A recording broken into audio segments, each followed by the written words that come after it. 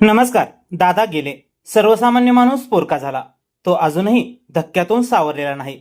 मात्र दादांच्या कृपाशीर्वादाने निवडून आलेले व दादांच्या विरोधात निवडून येऊन दादांजवळ गेलेले काही नगरसेवक आता मस्तवाल झालेत.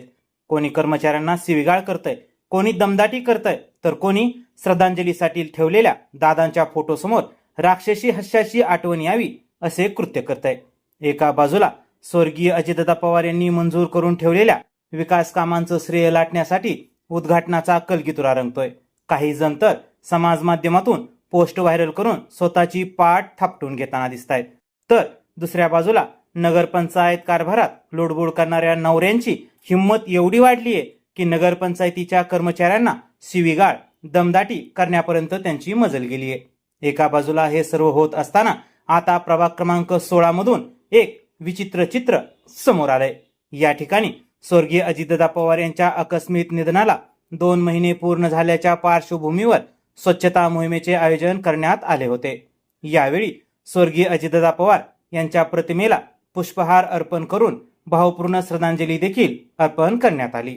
मात्र त्यानंतर काही नगरसेवकांनी भावपूर्ण श्रद्धांजलीकरिता लावलेल्या दादांच्या प्रतिमेसमोर फोटो सेशन केलं. हे फोटो चक्क समाज माध्यमात व्हायरलही झाले.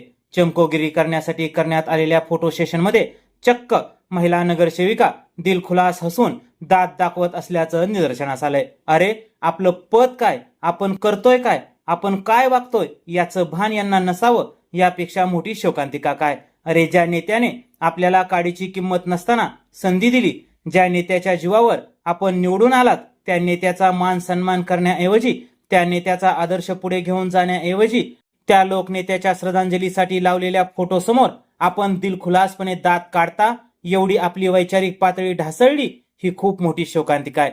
असो, कर्मचाऱ्यांना दमदाटी करणाऱ्या नगरसेविकांच्या मस्तवाल पतींना, समाज माध्यमात चमकोगिरी करणाऱ्यांना, जबाबदारीचे भान नसलेल्या नगरसेविकांना व त्यांच्या पतिराजांना देव सद्बुद्धी देवो, हीच ईश्वरचरणी प्रार्थना.